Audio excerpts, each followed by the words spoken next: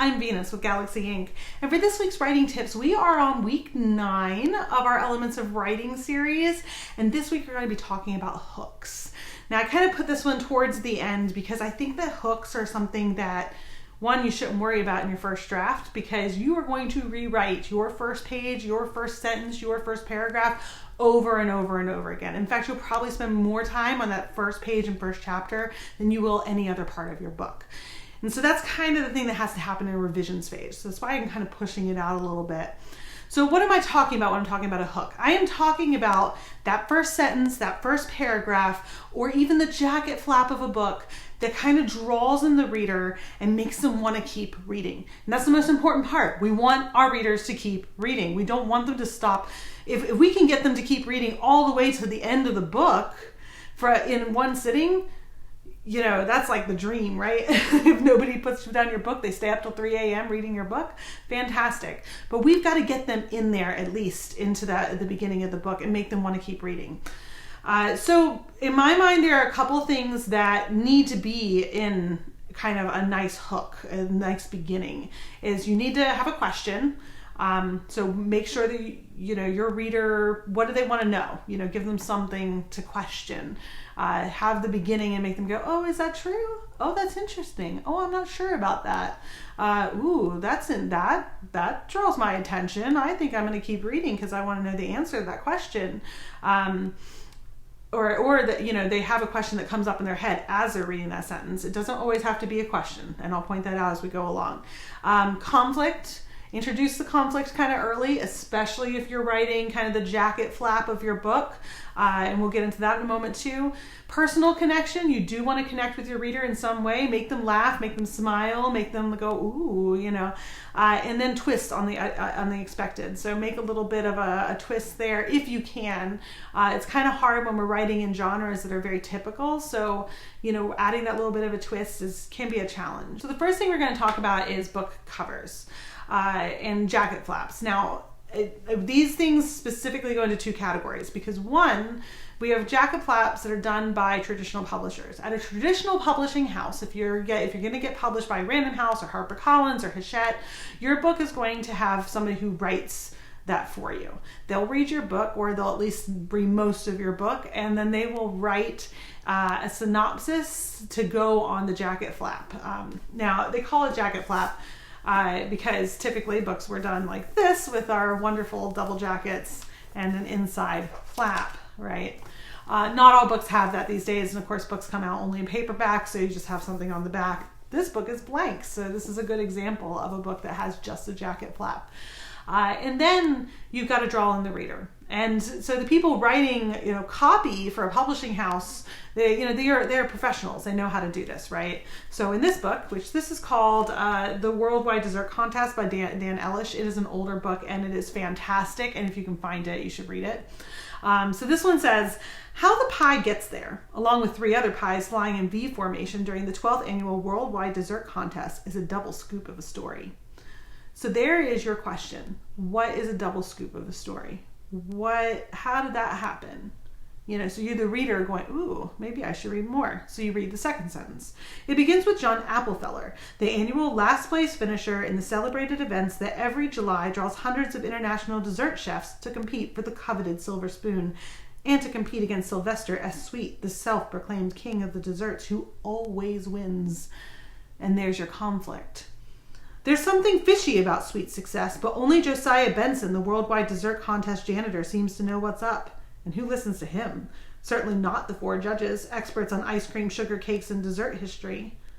Stanley listens, Applefeller's 10-year-old assistant, who has helped his boss with his newest and most original contest entry, the world's largest apple pancake.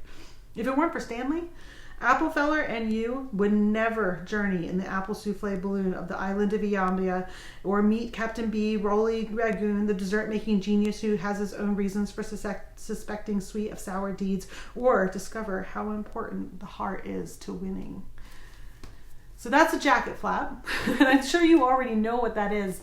But this has all of those elements. There is a twist on the unexpected, or on the expected. There is a conflict. We get 2 of them here, or almost 3, right? We've got Sylvester as sweet. He might be bad. We've got, our main characters and what they suspect. There's a personal connection because this addresses the reader directly and says, and you. So breaking a little bit of that fourth wall there in authorial intrusions, and which we'll be talking about, by the way.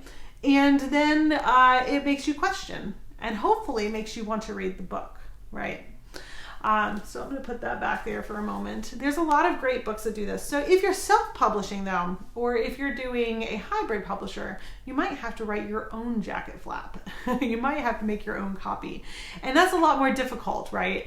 To boil our book down into like one paragraph, 250 words maybe, and encompass the tone of the book, encompass the style, encompass, the thoughts, the cheekiness, the humor, all the things in your book, and put it into one and have conflict and make sure that, your reader wants to keep reading. It is very difficult. And of course, my suggestion for that is to go read your favorite books, particularly books in the genre that you're writing. If you are writing a mystery book, you need to go grab a whole bunch of mystery books and start reading those jacket flaps to see how they actually do it. Because you want to draw in your reader and you want them to say, ooh, this is interesting, and I think I want to read more. So then we got to get them into the book. So let's say that they've done that and they've read that book and they're like, okay, I'm going to buy this book just based off of this. They went to the bookstore, they're on Amazon, wherever, and they decide they're going to buy the book. Now we've got to keep their interest once they get into the book. So then we have what I consider the firsts. We've got the first sentence, first paragraph, first page, and first chapter. We'll talk about each of those. So the first sentence, the really important one, is the thing that we want to draw our readers in and make them read the second sentence. All right. And this is so hard, but it's doable. And I want to point out right now that I am going to talk about nonfiction and fiction, because you still need a hook in nonfiction. Don't expect that your reader's just going to read the book based off the subject matter. There's plenty of other books probably on the subject that you're writing. You still need to draw in your reader. You still have to do the work.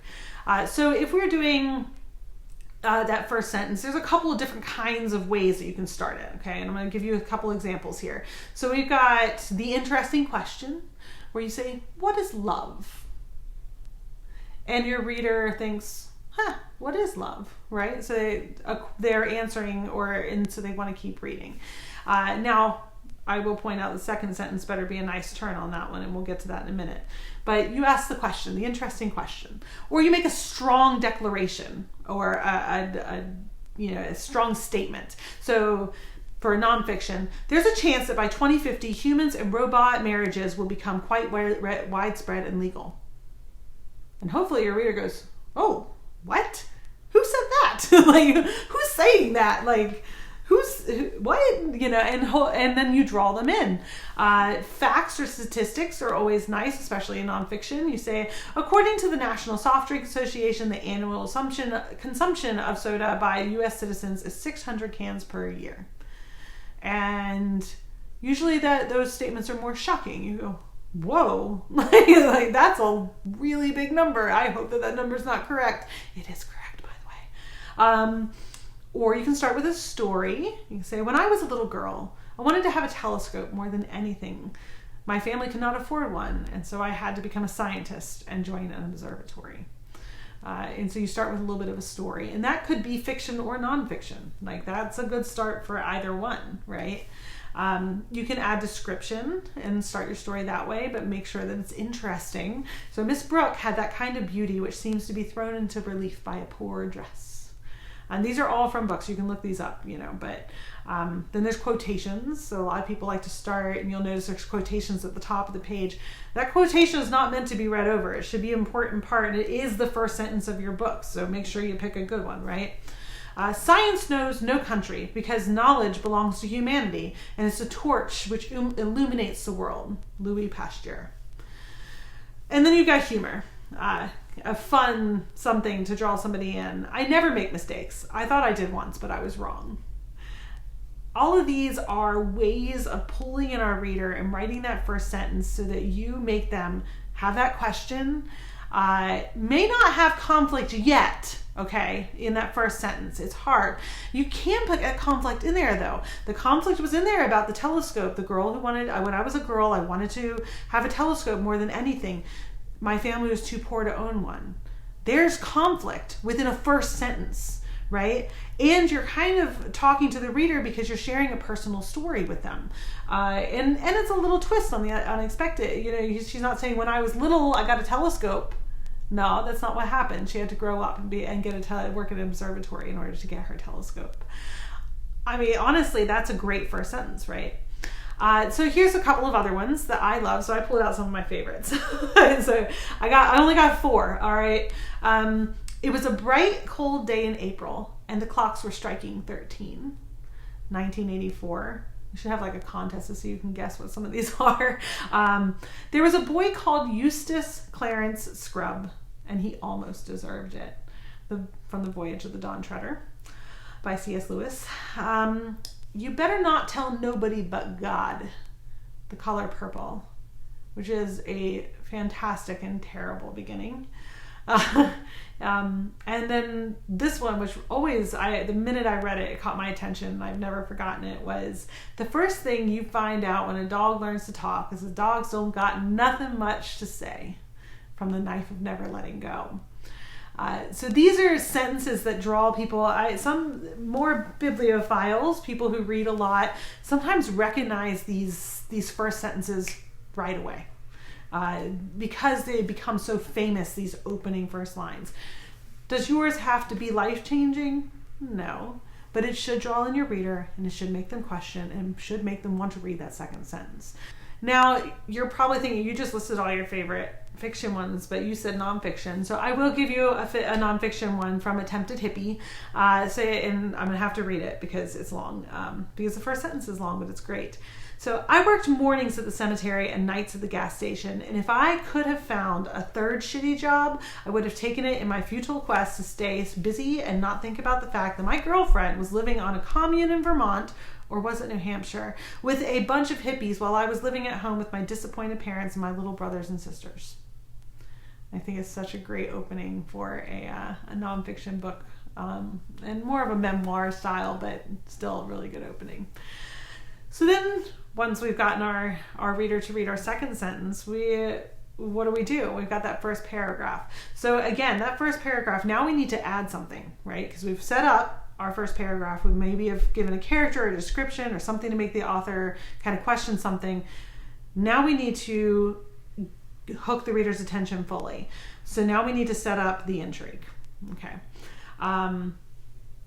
Where do we go from here? Do we answer the question that we just created? If we said, what is love? Do we answer it with, if it's nonfiction, love is known as a chemical compound, blah, or does your character, if it's fiction, say, I don't know. I've never been in love, but I want to find out. I'm making stuff up off the top of my head, so they might not be very good. The same rules apply, but now we're upping the stakes. So you make sure you have your conflict, your answer, you expand on the question that you raised in the first sentence. And then we move to our first page. Now, first pages, if you've been in the writing world at all, you'll know that there's a lot of things where like agents and editors will read people's first pages and they'll kind of critique them, or they'll tell you whether they want to read the rest of your book based off of this first page. And I think first pages are very important. People's eyes scan the page. They're looking ahead. They're looking to see what's there. And that first page is important because you've got to get them to turn the page, right? So let's say they're sitting in the bookstore. They've picked up a copy of the Worldwide Dessert Contest. They read the jacket flap. It sounds interesting. They open the book. They read the first sentence. They read the first paragraph. Are they going to keep reading? We want them to turn the page. So now we've got to add the stakes. So now you want your reader, we piqued their curiosity, right? In the first paragraph, first hook. So on that first page is when you need to introduce one of your main characters. We need to have somebody on that page that we can connect to. Even if it is nonfiction, we need to be presented with your main idea, your big idea, because we need to know where we're going. Now, typically in nonfiction, that is in the introduction. You kind of set up what your book is going to be about so that you can get your reader to read it. And that's fine, okay, to use the introduction. In fiction, sometimes authors use like prologues and stuff, and I actually tell people to shy away from prologues. One, because they have a very different tone than the rest of the book, and that kind of doesn't always jive. But two, I've found a lot of prologues are kind of boring. You know, they don't make me want to read the next page. They're setting up with like gods, or setting up like characters that I'm not going to ever meet again, or because you feel like you needed some of this backstory or something, and really I want the story to start on that first page. And I'm not saying you can't do prologues, but if you do prologue, then I set it up, set up the books that I want to keep reading and learn more about whatever it is that's going to happen. And honestly, I think prologues work better in fantasy, where you're kind of doing this big world building, but you still got to be really careful, because it can be boring to just have a whole prologue chapter about, your world. We need to know your characters. And then don't forget to add your tension. Make sure that you're upping the stakes a little bit in that first chapter. Let us know what the stakes are. And they don't have to be fully fleshed out. It's only one page, remember. But you need to make sure it's there in some form or another. Make sure that we know what the conflict is, and then raise that tension a little bit. Give us the stakes, right? Also, when you're introducing your main character, and this is kind of going backwards a little bit because I forgot it, make sure that you're getting a decent impression of what that character is like. It doesn't mean a good impression. They could be a bad guy or girl, but make sure that you're putting in there, a little bit about that character, so that the reader kind of gets an idea of who it is that they're about to read about. Okay. Finally, we got our last chapter, and this is really your last chance to pull in a reader. Okay. If your reader is really dedicated and they're like, I'm going to read the next page just to see if this gets better, your first chapter is really it. You don't have much time. Some people, they read a book to the end, right? They're no matter what, they can't stop reading. That's not actually most readers. That's most dedicated readers, but a lot of people put down a book if it's not catching their interest, and they never pick it up again. And I'll admit, I have some books on my bookshelves that I bought, I read a chapter or two, and then didn't keep reading, because I don't keep reading books that I don't like, or books that don't draw me in or keep me hooked. Okay, and that's the job that we're trying to do, is we're trying to hook our readers. So that first chapter, again, you're giving us the stakes, you're drawing us in, you're giving us the characters, all the stuff we've talked about previously in the essentials. There's some dialogue there, we've got our characters, you're showing us the beginning of our character arc, what our character wants.